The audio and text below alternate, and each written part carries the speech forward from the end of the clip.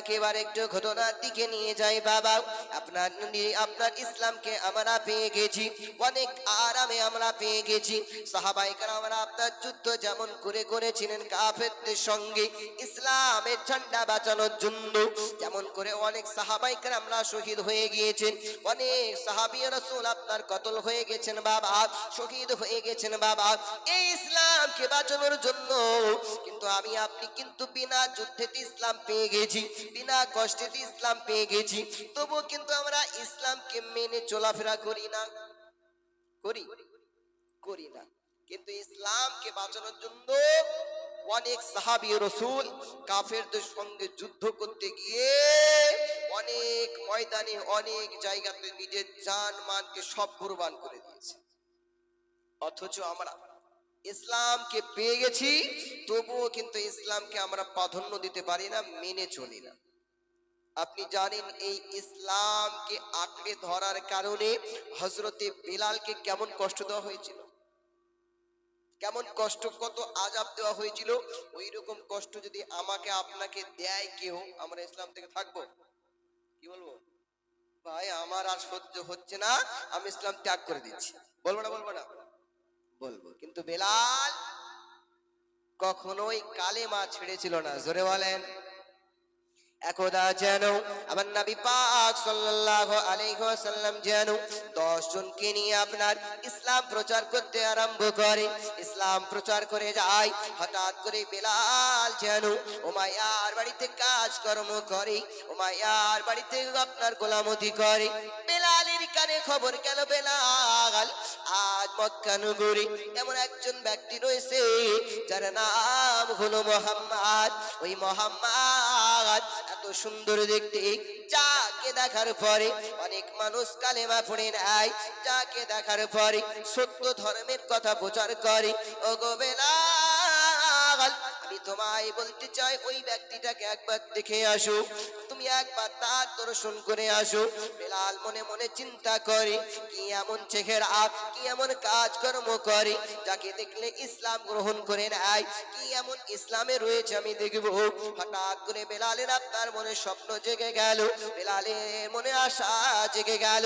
একদিন দুদিন করতে করতে বাবা হঠাৎ করে একদিন আপনার উমাইয়াকে বলে, ও মালিক, আমি উমাইয়া, আমার মালিক, আমার নাম হলো বেলাল, আমি আপনার কাছে আজকে 3টা ছুটি নিতে চাই। বলে কেন? ছুটি কেন নিবি?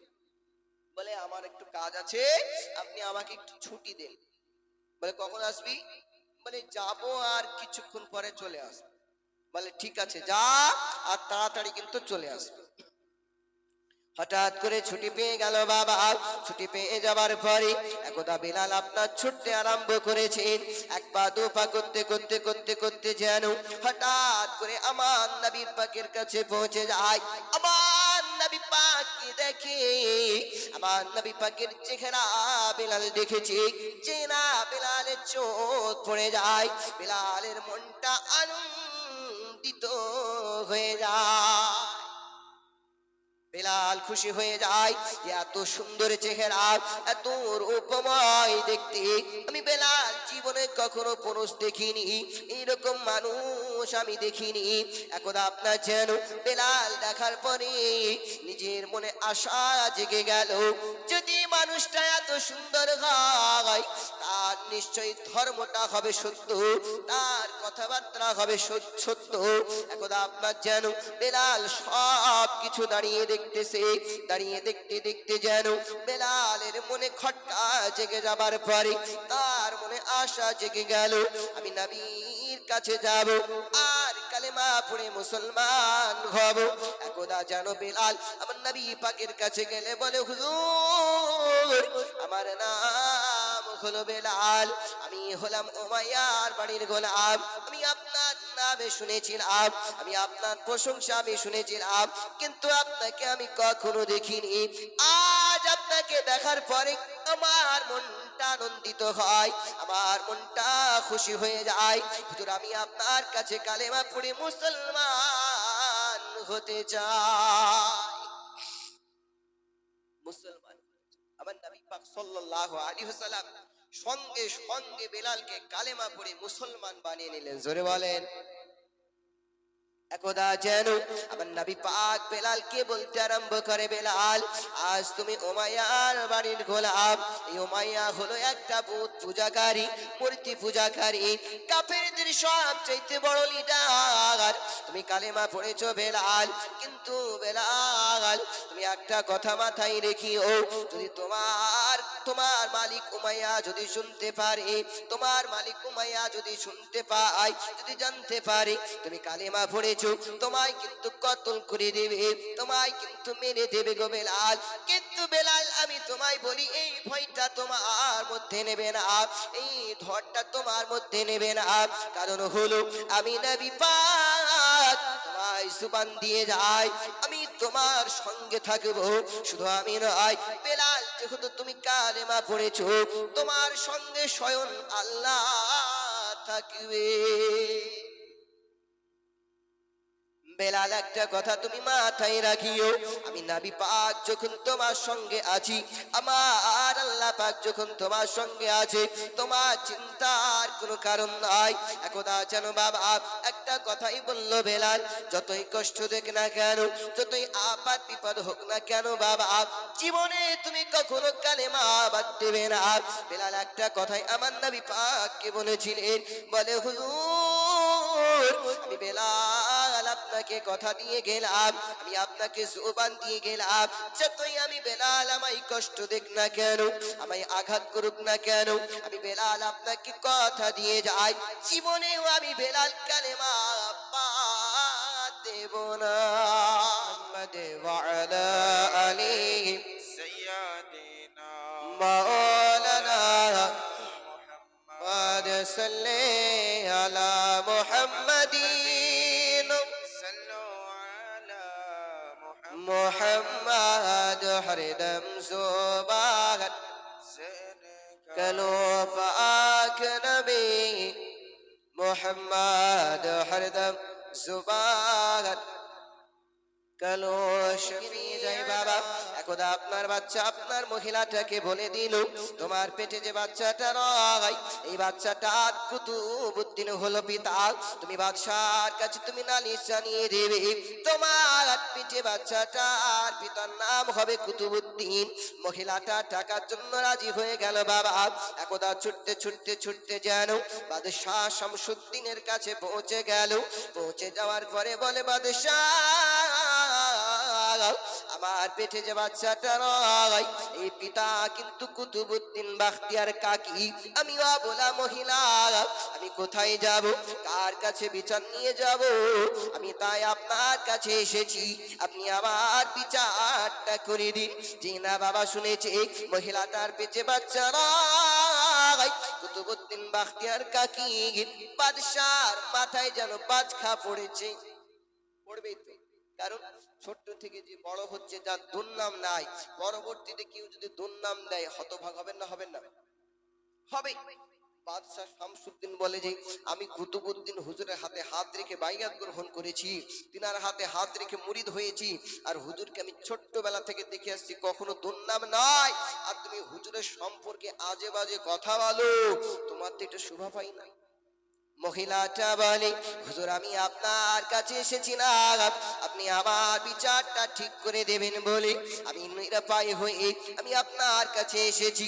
কিন্তু বাদশাহ আমি আপনাকে এটা সত্য কথা বলি, আমার পেটে যে বাচ্চাটা রয়, এর পিতাই কিন্তু কুতুবউদ্দিন বাখতিয়ার কাকি। মহিলা বারবার আপনার বলতেছে, একদা আমার আপনার যেন বাদশাহ বলতে আরম্ভ করে, ওগো মহিলা তুমি বারবার আমার হুজুরের নামে অপবাদ দিতেছো, তুমি একটা মিথ্যা নাম দিতেছো, কিন্তু আমি বাদশাহ তোমায় জানিয়ে দিই, আর তুমি যেই কথাটা বলো, এই কথাটা যদি তুমি প্রমাণ করে দিতে পারো তো ভালো, আর যদি না প্রমাণ করতে পারো আমি কিন্তু তোমার গর্দানটা কেটে নেব। কি কাটবে? গর্দানটা। মহিলা কিন্তু আপনার ভয় নাই, কারণ হলো টাকার নেশা বাবা।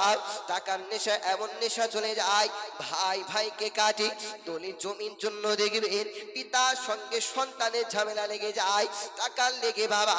এই টাকা এমন একটা জিনিস আপনার জীবনকে সুখময় বানায়, আবার দেখবেন এই টাকা এমন একটা জিনিস আপনার সংসারকে ছাড়খাড় করে দেয়।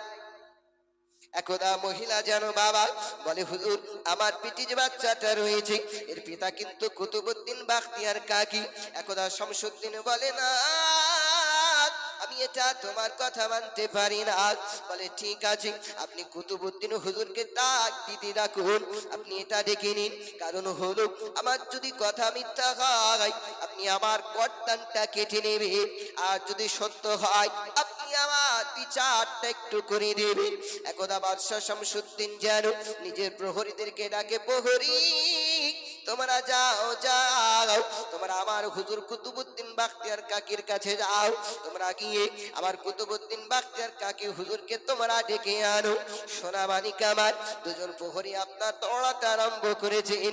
এক পা দু পা করতে করতে করতে দেখতে যে আমার কুতুবউদ্দিন সাজদাতে রয়ে আল্লাহর কাছে দোয়া করতেছে।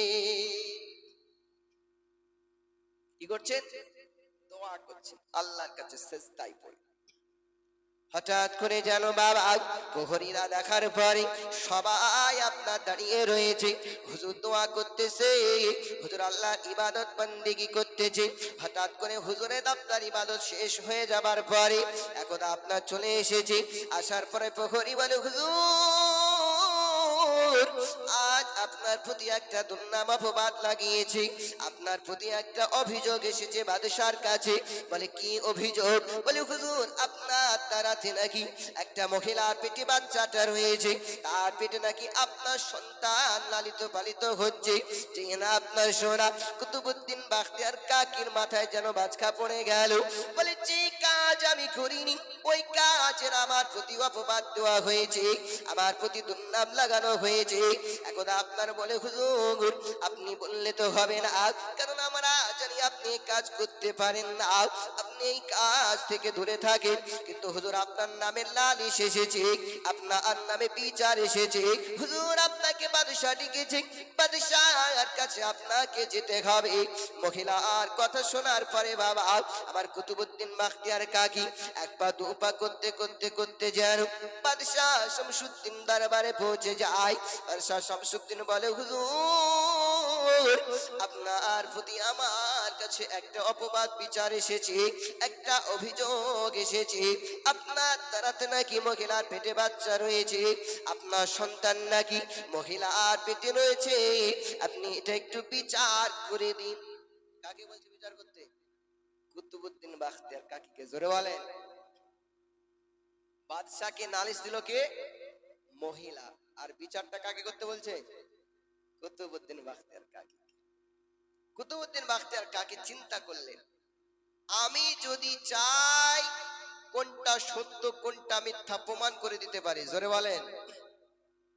কিন্তু তিনি মনে মনে ভাবলেন যে আমার পরে কিছু কিছু লোক আসবে যারা বলবে যে আল্লাহর ওলির হাতে হাত রেখে বায়াত গ্রহণ করলে সেই তার মুর্শিদ, সেই ওলি তার ভক্তকে আপদ বিপদ থেকে রক্ষা করতে পারবে না। এই যে কথাটা বলবে ওই কথা বলার আমি সুযোগই রাখবো না। বলে কেমন করে? আমি আমার দোষ আমি নিজে প্রমাণ করব না, বরঞ্চ আমি যার হাতে মুরিদ হয়েছি খাজা মঈনুদ্দিন চিশতির হাতে আমি মুরিদ, আমার হুজুরকে ডেকে আমি এটা প্রমাণ করিয়ে নেব। জোরে বলেন।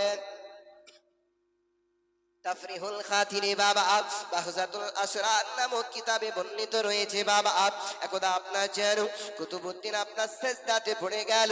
সেজদায় পড়ে যাবার পরে আমার খাজা মঈনুদ্দিনকে ডাকি, ও আমার মুর্শিদ, ও আমার ওলি, আজ আপনার ভক্ত কুতুবউদ্দিনের প্রতি একটা অপবাদ লাগিয়েছে, কুতুবউদ্দিনের প্রতি একটা দুর্নাম লাগিয়েছে।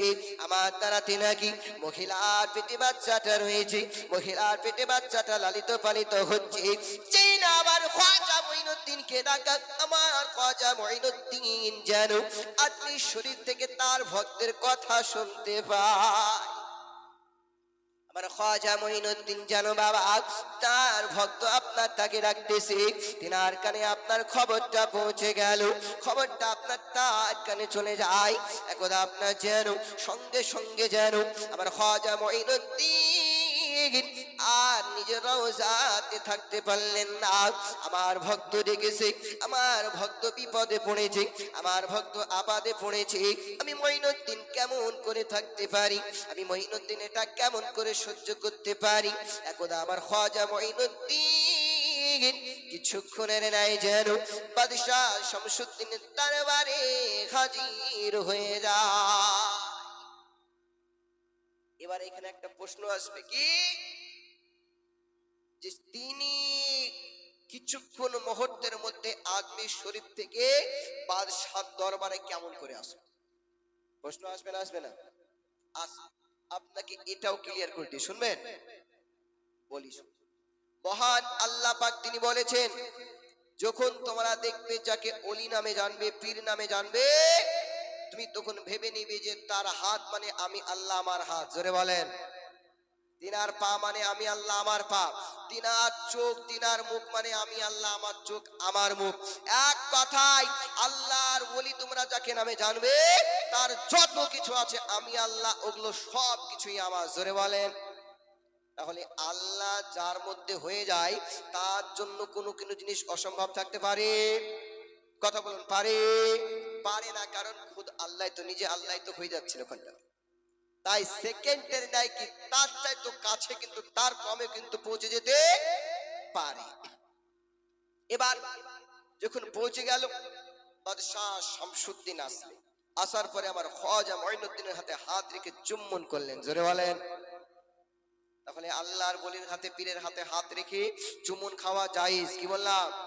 জায়েজ। কারণ যদি না জায়েজ ও হারাম হতো, খাজা মঈনুদ্দিন বলছে বাবা করো না, বলতো না? বলতো না? বলতো। কিন্তু কিছু না করলে ওনার হাতে হাত রেখে চুমুটা খেতে দিলেন। জোরে বলেন সুবহানাল্লাহ। এবার খাজা মঈনুদ্দিনকে আপনার সব কথা বললেন যে হুজুর, আপনার এই যে ভক্ত কুতুবউদ্দিন, ইনার দাঁড়াতে বাচ্চা মহিলার পেটে রয়েছে, কিন্তু এই মহিলা বলতেছে কিন্তু আমাদের বিশ্বাস হয় না, এটা আপনি নিজে বিচার করে দেন। বিচার কাকে দিচ্ছে এবার? এবার খাজা মঈনুদ্দিনকে দিচ্ছে। আমার খাজা মঈনুদ্দিন মহিলাটাকে বলছে ঠিক আছে, তোমাদের বিচার আমি খাজা মঈনুদ্দিন করে দেব। খাজা মঈনুদ্দিন এবার সঙ্গে সঙ্গে মহিলাটাকে বলছে, এ মহিলা, তুমি যে তোমার পেটে আদৌ যে বাচ্চা রয়েছে কুতুবউদ্দিনের কি না, এটা সত্য করে বলো। মহিলা বলছে হুজুর সত্যি বলছি, আমার পেটে বাচ্চাটা কুতুবউদ্দিন হুজুরের। খাজা মঈনুদ্দিন রহমাতুল্লাহ আলাইহি রেগে গেল, বলে মহিলা, তোমার পেটে যে বাচ্চা রয়েছে আমার নাম হচ্ছে খাজা মঈনুদ্দিন, তুমি যদি সত্য কথা না বলো, আমি তোমার পেটে থাকা বাচ্চার দ্বারাতে কথা বলিয়ে নেব। জোরে বলেন। কি বলবে? কথা বলিয়ে নেবে।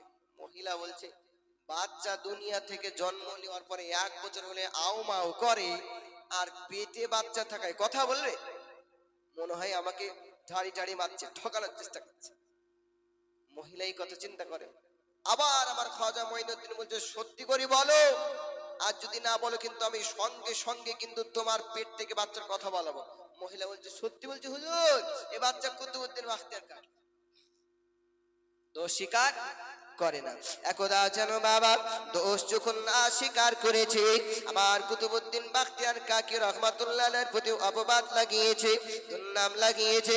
খাজা মঈনুদ্দিন যেন সঙ্গে সঙ্গে যেন ওই মহিলাটার পেটে বাচ্চা রয়েছে, মহিলাটার পেটের বাচ্চার দিকে বাবা নিজের আঙ্গুল দ্বারা ইশারা করতে লাগলেন, ইশারা করে বলতে লাগলেন, ওরে বাচ্চা রে, আমি খাজা মঈনুদ্দিন তোকে ডাকতেছি, আমি খাজা মঈনুদ্দিন তোকে বলতে চাই, তোর পিতা যদি কুতুবউদ্দিন হয় এটা বলে দে, আর তোকে কে এনেছে এটাও তুই বলে দে, যে না আমার খাজা মঈনুদ্দিন বলা বাবা।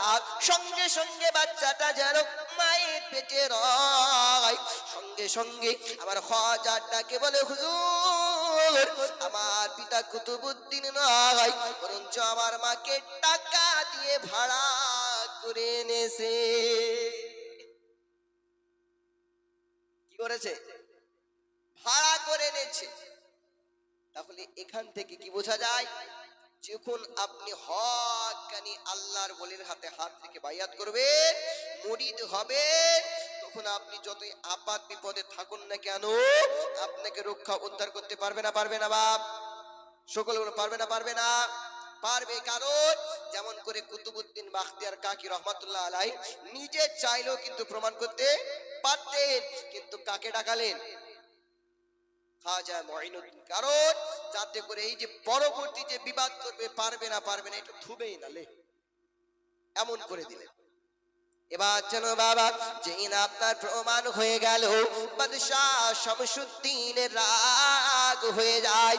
আমার হুজুরের প্রতি তুমি একটা দুর্নাম লাগিয়েছো, তুমি আমার হুজুরের প্রতি অপবাদ লাগিয়েছো। আমি বাদশাহ শামসুদ্দিন, আমি এটা তোমায় আগে বলেছিলাম, যদি তুমি এটা মিথ্যা হয় আমি তোমার গর্দানটা কেটে নেব। তুমি বলেছিলে ঠিক আছে, এবার চলো চলো আমি তোমার গর্দানটা কেটে নেব। হঠাৎ করে যেন বাবা বাদশাহ প্রহরীদেরকে ডাকে, ওরে প্রহরী, এই মহিলাটাকে নিয়ে যা আর তোর কারাগারে বন্দি করে দে। হঠাৎ একদিন সময় হবে, ওই সময়তে মহিলার গর্দানটা কেটে নেব।